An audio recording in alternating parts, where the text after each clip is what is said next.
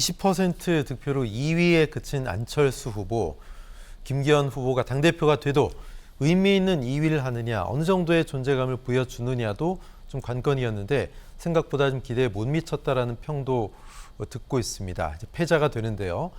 향후 거취도 궁금합니다. 사실 어제 당대표 수락 연설을 듣지 않고 바로 킨텍스를 빠져나가서 그 부분이 또 좀 설화에 오르기도 했거든요. 그러면서 지지자와 악수를 하고 울컥하는 모습까지.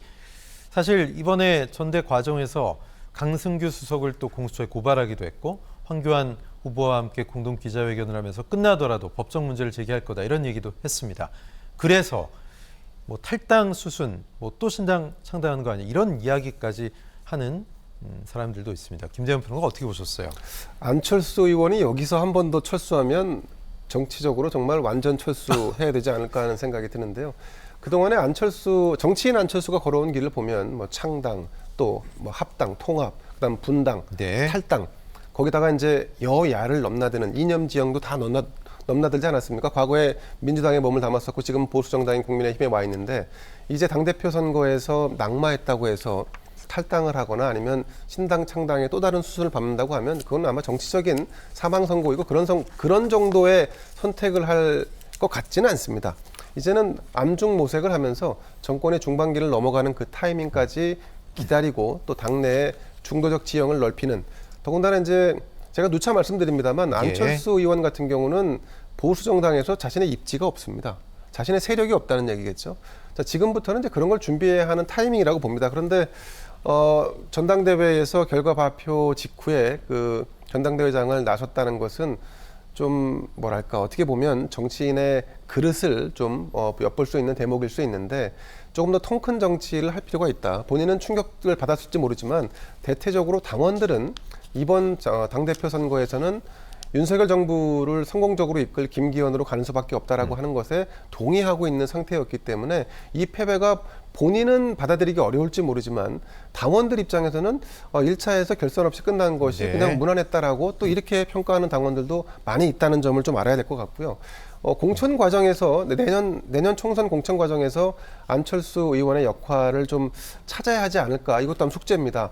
어쨌든 아마 예상컨대 친윤 일색으로 이 공천이 이루어질 가능성이 높고, 게다가 지금 사무총장에 윤핵관 중에 한 명인 이철규 의원이 내정될 것이다라고 하는 이런 얘기도 지금 나오고 있는 상황이기 때문에 그런 것을 당의 어떤 뭐랄까 중도나 비판이나 견제 없이 일방통행으로 가는 것을 어떻게 막고 본인이 중심을 잡을까, 그런 부분에 대한 고민을 해야 할 타이밍이지 본인의 감정을 드러내거나 그럴 때는 아닌 것 같습니다. 예, 지난 대선 과정에서 단일화의 모양으로 후보 사퇴를 하면서 공동정권, 공동정부 탄생에 기여하는 모습으로 윤석열 현 대통령과 손을 잡았던 안철수 후보. 그러나 사실상 윤심의 향방을 이번에 알아버렸습니다.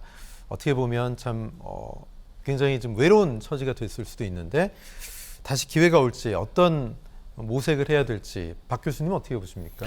한 달 사이에 안철수 후보의 스탠스가 너무 빨리 변했어요. 네. 후보 등록할 때까지만 하더라도 한 달 전에 윤심은 4개도 있다 그랬거든요. 네네. 그런데 바로 반박당했죠.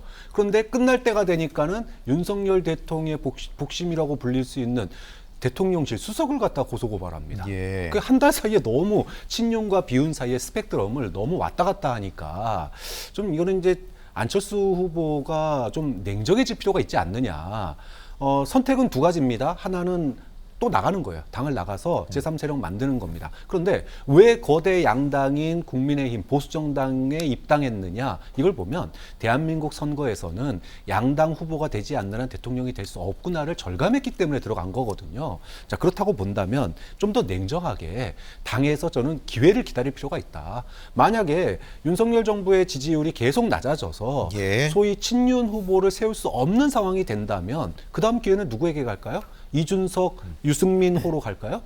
어렵거든요. 그렇다면 그 사이에 소위 틈새 시장으로서 안철수 후보가 그 기회를 받을 가능성이 현재로서는 높다. 어떻게 해서는 공천을 받아가지고 차기를 노리는 것이 그렇죠. 좋다. 그렇게 이거죠? 본다면은 3당을 선택하는 것도 하나의 승부수가 될 수 있겠지만 진짜로 대통령을 원한다면 저는 당에서 기다리고 시간이 올 때까지, 안철수의 시간이 올 때까지 기다릴 수밖에 없지 않느냐라고 봅니다.